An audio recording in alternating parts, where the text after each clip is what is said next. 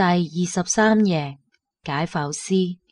本集編譯阿羅，播講細路女。友情客串 RM 飾演歐陽，朱米飾演紀顏，倫哥仔飾演牧師同宿主。任何一項工作做耐咗都會有厭倦感，大部分人都喺自己唔係咁感興趣又或者唔鍾意嘅工作入邊掙扎。佢哋唔開心，但係又迫於生計，於是好可能出現以下嘅情況：當你以非常羨慕嘅眼神望住人哋嗰陣，好可能俾你望住嗰個自己就覺得疲憊不堪。但仲有少數人對自己嘅職業非常熱愛，甚至到咗一種瘋狂嘅地步。佢哋往往唔會理會世俗嘅眼光，從事住一啲常人難以想象或者厭惡嘅工作，就好似紀顏同我介紹過嘅一位叫維佳嘅女法醫。法醫喺古代叫仵作，當時好多人都避開從事呢種職業嘅人，咁都唔出奇。成日同死人打交道嘅人，總係會令人覺得核突或者不祥。呢種諗法到而家一樣有。而女性法醫恐怕係另類中嘅另類。憑心而論，呢個女仔相當靚，你想象唔到佢對纖細白淨嘅手係用嚟拎住手術刀劏死人嘅。有人話女人比男人狠，學醫嘅女人又係女人中最狠嘅。維佳狠唔狠我就唔知，不過怪就一定係㗎喇。佢拍過幾次拖，咁年輕又靚嘅女仔，自然大把人追。不過每次都無疾而終。第一個聽講係運動員，身材健碩。維佳每次見到人哋，對眼都上下掃勻，搞到人哋成身都唔自然。最後維佳淨係講咗句：你骨架幾好喎。後嚟嗰幾個了解過佢係咩職業之後，就好似遇到愛滋咁走夾唔唞。紀顏同我講起呢件事嗰陣，我都忍唔住大笑起身，可能係職業反應啩。學醫嘅女生成日俾人感覺比較另類。以前我都有過一個醫學院嘅同學，佢嚟我宿舍揾我，當時係夏天，宿舍入面有個同學淨係着住條底褲。一見到有女生入嚟，佢即刻揾褲着。結果我呢個同學即刻講咗句：切，我又咪冇見過標本室入面用福爾馬林浸住嗰啲，仲發到好似個蘿蔔咁樣添。即時成個宿舍靜晒，搞到我好尷尬，嗱嗱臨帶住佢走出宿舍。不過維佳畢竟係個女仔，無論佢從事乜嘢職業，以後都會好似大多數女性咁承擔兩種職責，妻子同母親。不過近排佢好似遇到啲麻煩，最初係佢打咗個電話俾我，我接到嘅電話嗰陣都幾意外，因為畢竟我先同佢見過幾面，有乜嘢事佢應該揾紀顏先啱。我仲未自信到憑素面之緣可以吸引到一個靚女嘅地步。你得唔得閒啊？我想同你單獨傾下。維佳嘅語氣好平淡，不過帶住啲命令嘅口吻。我睇咗下時間，離交稿仲有半個鐘。1個鐘之後啦，好唔好啊？我決定將版面搞完先去見佢。維佳同意咗。1個鐘之後，我喺約好嘅書店前見到佢。佢今日着住件米黃色嘅風衣，長髮披喺後邊。我見好多男人從佢隔籬經過，都忍唔住擰翻轉頭睇佢。的確，佢嘅相貌同高度足以吸引好多人。當然，如果佢哋知道咗維佳嘅職業嘅話，就兩睇啦。你都幾準時噃。維佳笑咗笑，本來好白淨塊面被風吹到紅卜卜。我開玩笑咁講：你唔使擋下風啊？女仔唔係好注意保養皮膚嘅咩？冇所謂啦，保養俾邊個睇啫？我問佢：點啊？搵過咩事啊？維佳有啲難以啟齒。我哋搵個地方坐低先傾啦。我哋嚟到咗書店入面嘅卡座，跟住惠佳開始慢慢敘述起身。起初我以為淨係啲女仔嘅心事揾我傾訴下，不過聽落又覺得唔係咁回事。我唔知點講，而家好似一種病咁，而且越嚟越嚴重。佢繼續講，其實報考醫學院嗰陣我就知道，我根本對治病救人冇興趣，甚至我怕自己做手術嗰陣時會將我嘅病人殺死。所以我報咗法醫專業，起碼以後面對嘅都係啲死人。最開始我發現自己異於常人嗰陣係12歲，嗰次我攞住早餐返學，我屋企喺市中心，每次返學都會經過一個交通繁忙嘅十字路口，嗰度嘅設備好簡陋，不過車流量就好大，每次行過嗰度都要好小心。因為喺嗰個路口經常有人俾車撞死。卒之有日俾我見到一個比我大幾歲趕住返學嘅男仔俾一部開得好快嘅汽車撞到飛咗起身。我睇住佢嘅身體好似紙片咁飄喺半空，而同樣喺上面飄住嘅仲有血同書包。佢最後跌喺我面前，當時我唔覺得驚，我望住佢喺我腳邊不停咁抽搐，啲血係咁喺個嘴度湧出嚟。佢對眼望實我，手喺地下度摸嚟摸去，唔夠半分鐘佢就斷氣啦。交通事故每日喺全國各地發生，除咗當事雙方，睇怕邊個都唔會將呢啲嘢記得太耐。嘆息過唔關自己事嘅人都會繼續自己嘅生活工作。不過我發現我俾呢件事影響得好深。返到學校，我一直諗緊嗰個男仔嘅身體，唔啱，應該係屍體。我突然對嗰個屍體好感興趣。點解生勾勾嘅人突然間就會唔識喐？點解有咁多血可以從嘴入邊湧出嚟嘅呢？從嗰日開始，我就到處收集有關於屍體同解剖嘅書。當然呢啲事都會瞞住其他人，如果俾人知道嘅話，就會話我有病。時間過得好快，我義無反顧咁報咗醫學院嘅法醫專業。嗰陣時我對人體已經非常熟悉，不過淨係停留喺圖畫同文字嘅理論基礎上面，所以我渴望可以解剖到一具真正嘅屍體，或者話係身體更適合。講到呢度，惠佳點咗支煙，我忽然諗起一個人講過，女仔生得靚唔靚同食煙嘅動作冇關係，只要夾煙嘅手指好睇就得啦。毫無疑問，惠佳係我見過食煙最好睇嘅女仔。佢出力咁吸咗一啖，稍微鎮靜下，繼續講。喺大學上第一堂解剖課嗰陣，我表現得好興奮，因為老師講嗰句係年輕男性嘅屍體。醫學院新鮮嘅屍體好少，而喺解剖課能夠用嚟授課嘅就更少，而且大部分都係老年屍體，因為唔可能每日都有好多人發生意外而死亡。所以老師話我哋好好彩。因為呢個男屍啱啱死冇幾耐，佢大概25-26歲，非常健碩，強壯嘅肌肉同埋風塵僕僕嘅面容，表示佢係一個體力工作者。佢個頭左邊靠近耳仔，有一個直徑6厘米嘅窿。我哋對佢嘅死因唔感興趣，不過喺面對住個窿入面依稀可見嘅白色腦部，仲係有啲人唔敢正視。入醫學院就應該做好接觸呢啲嘢嘅準備。為咗打好基礎，我喺暑假睇過一啲解剖教材。不過真正睇見赤裸嘅異性屍體，我仲係覺得好古怪。我覺得自己冇大多數人咁驚或者怕醜，心入面有一種莫名嘅興奮同好奇。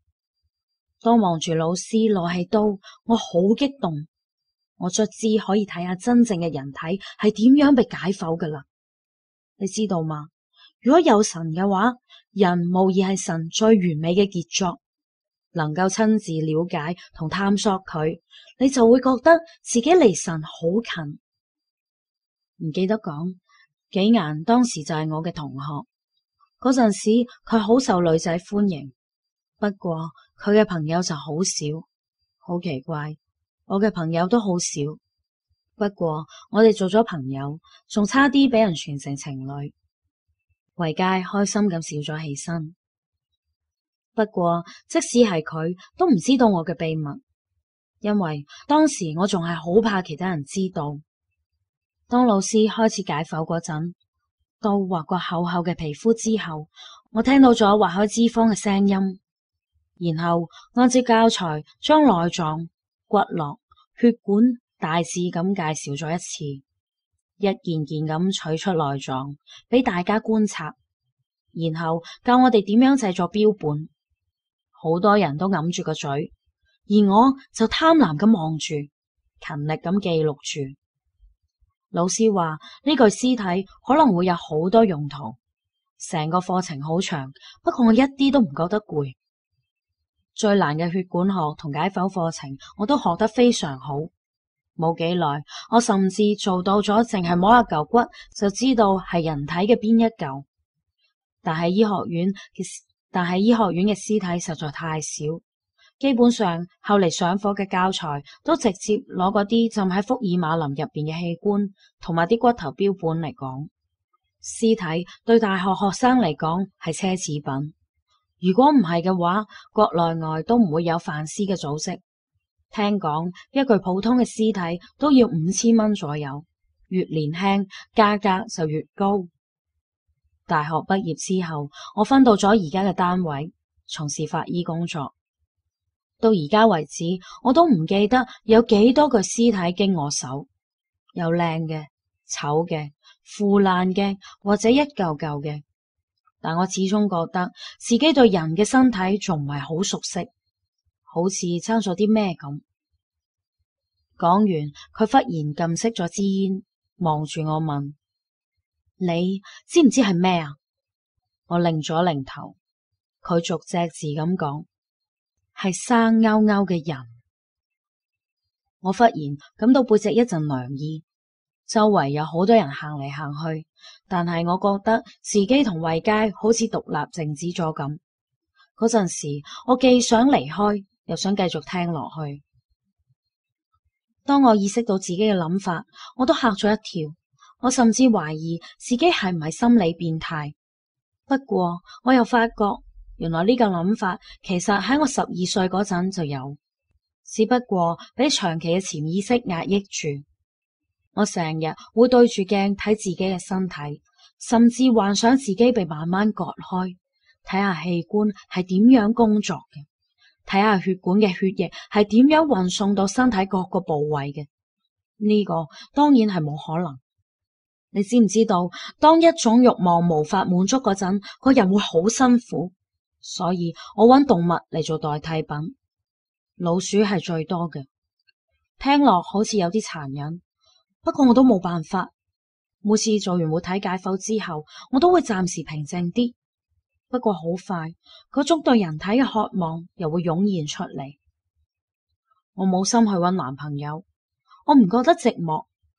我甚至懷疑自己係唔係戀屍癖，不過好快我就否決咗，因為我對住嗰啲唔具備任何活力嘅死屍嗰陣，心入面係冇任何感覺。我越嚟越希望自己可以真正咁解剖到一具生勾勾嘅人體。好啦，而家我要講下點解我要揾你。我忍唔住講咗句：你唔係諗住我做你個解剖對象啩？佢笑咗笑，講笑咩？我仲未癲到嗰種程度。我揾你係因為你係記者，而且有種令我信任嘅感覺。之所以唔話俾紀顏知，係因為我怕佢會阻止我。你想做咩啊？唔通我就唔會話俾紀顏知咩？佢好肯定咁講：你係唔會嘅。因為呢件事你都會好有興趣。我鍾意見到靚女咁有自信個樣，呢個都係我鍾意落淚嘅原因之一，因為我揾到咗一個可以解剖生人，但係又相對安全嘅工作。維佳好神秘咁講，我好好奇邊度有啲咁嘅工作呢？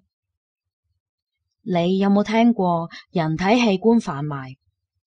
嗰個係一個非常龐大嘅組織，佢哋通過誘騙、威脅或者乾脆係強迫嘅手段，從生人身上取出器官，然後喺黑市上面流通。每年都會有500個腎同60個啱啱拎出嚟嘅心臟喺度交易，但係佢哋需要一個手法嫻熟而且非常精通解剖嘅解剖師嚟攞器官，因為唔出人命係最好嘅。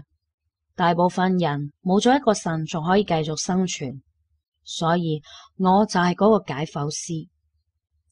我質問佢：你知唔知你喺度做緊咩㗎？咁樣犯法㗎！你落刀嗰陣冇內疚感嘅咩？有，當然有啦。但係將把刀插入充滿生命同熱血嘅肉體入邊嗰種感覺，你體會唔到。不過內疚感又同呢種感覺交織埋一齊，所以呢個就係我揾你嚟嘅原因。唉，你到底需要我做啲咩呢？我只不過係個報紙佬，好似呢啲事，就算我有證據啊，都冇可能登出去噶啦。每次報紙都要經過審批噶。我無奈咁攤開對手，維佳笑咗笑。我唔係要你幫我將呢啲嘢公諸於世，況且咁樣對我冇任何好處。我揾你係我覺得我可能唔會再做落去啦。我淨係想喺最後呢段時間，有人幫我將呢啲嘢記錄落嚟。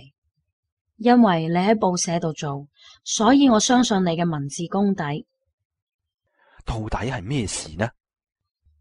呢件事發生喺1個月前。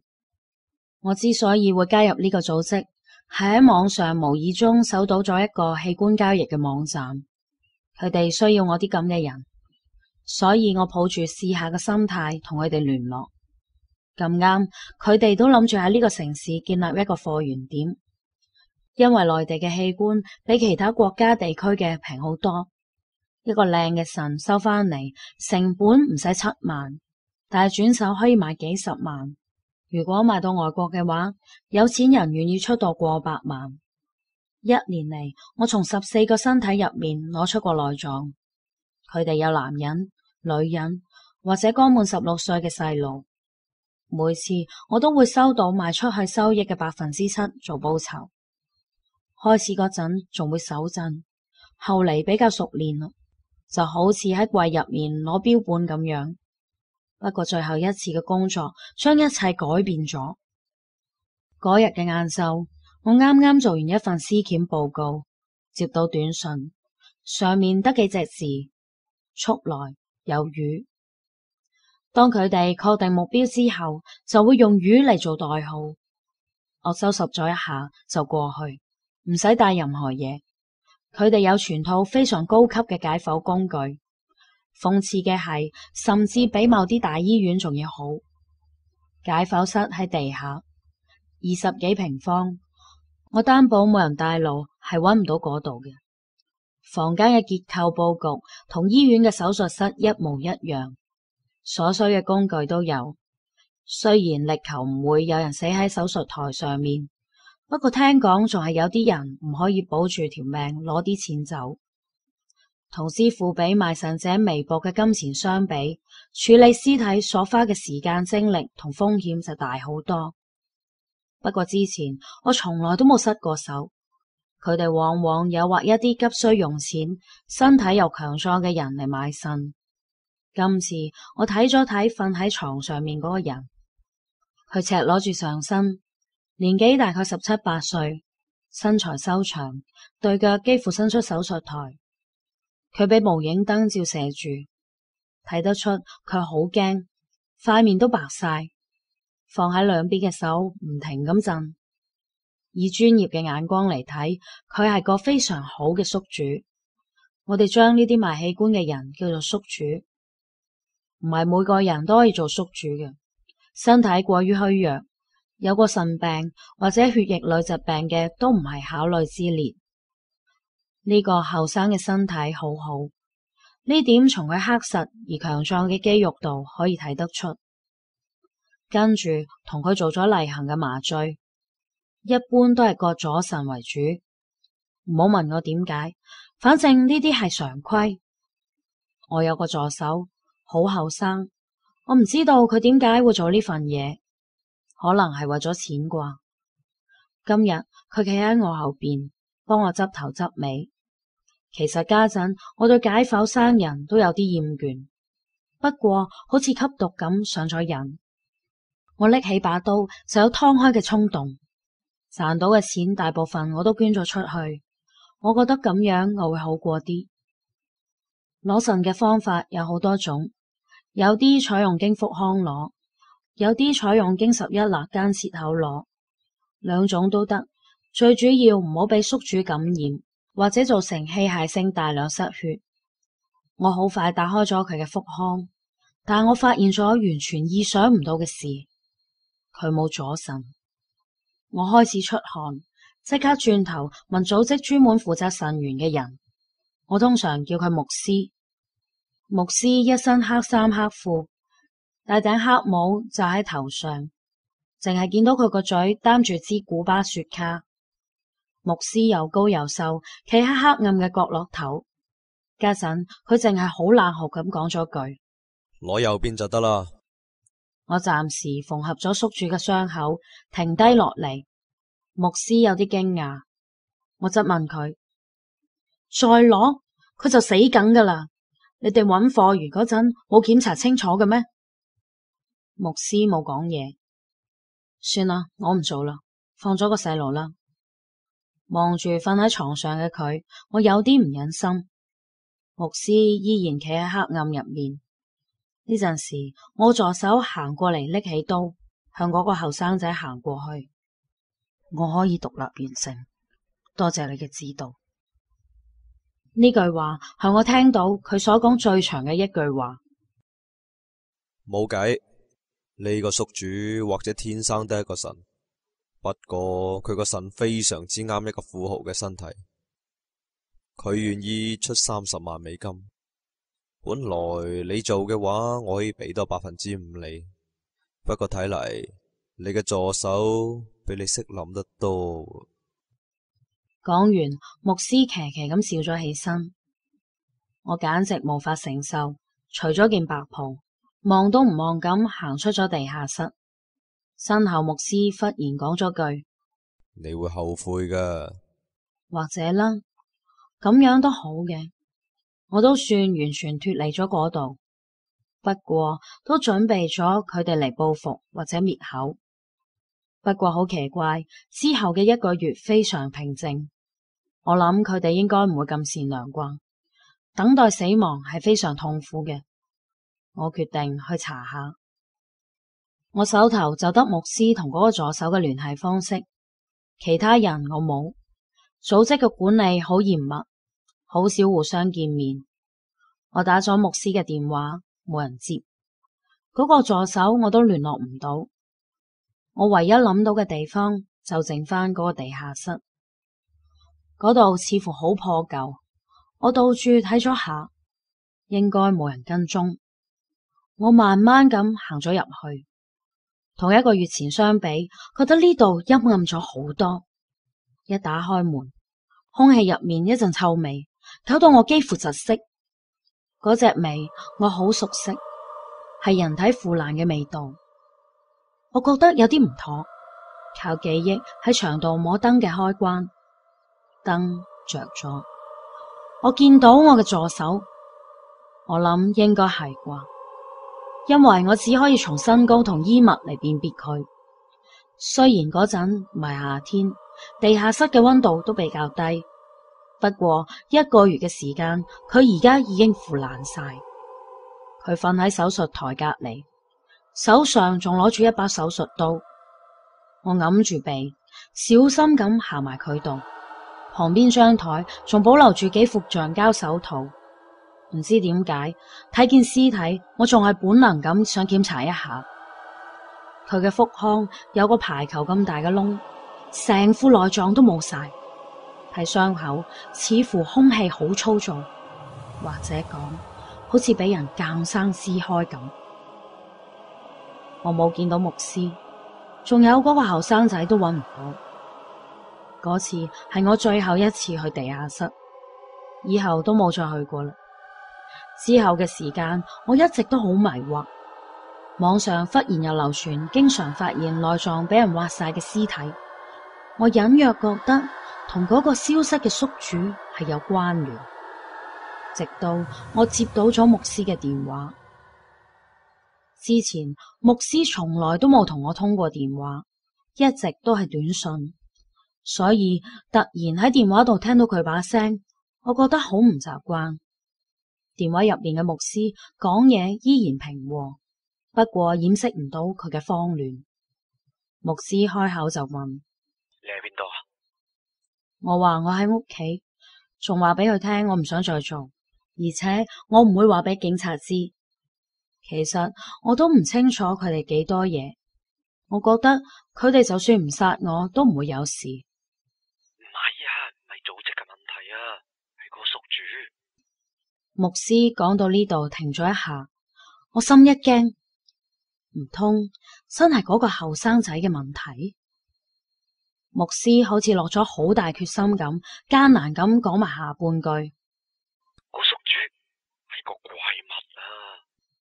我唔明白，到底嗰日發生咗啲咩事啊？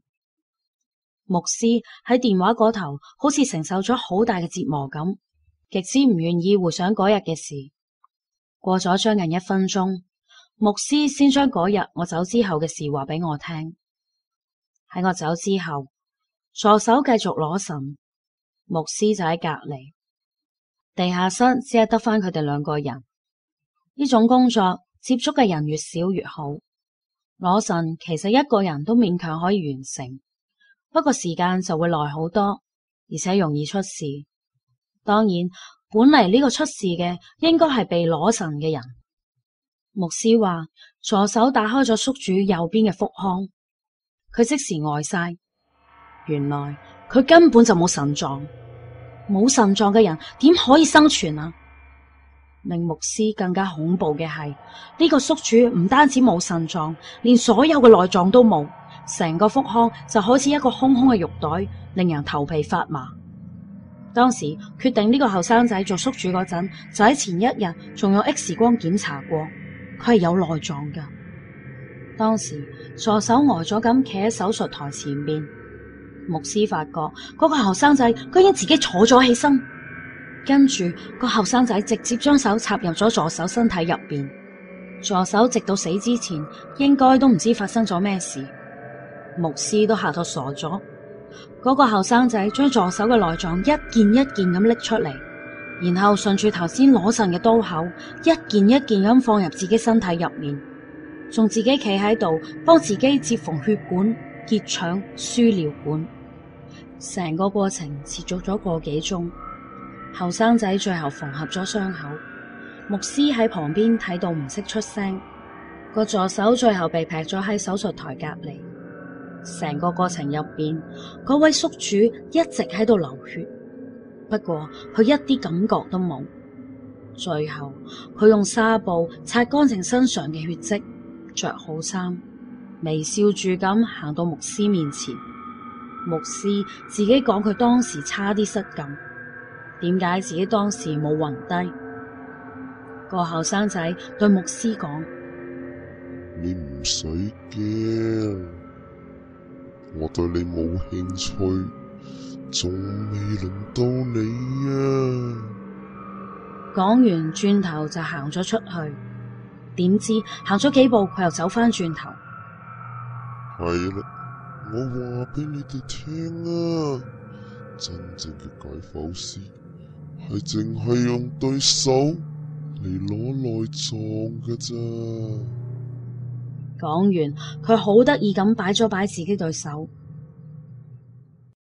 我聽完牧師嘅敘述，問佢：咁你點解咁耐先俾電話我啊？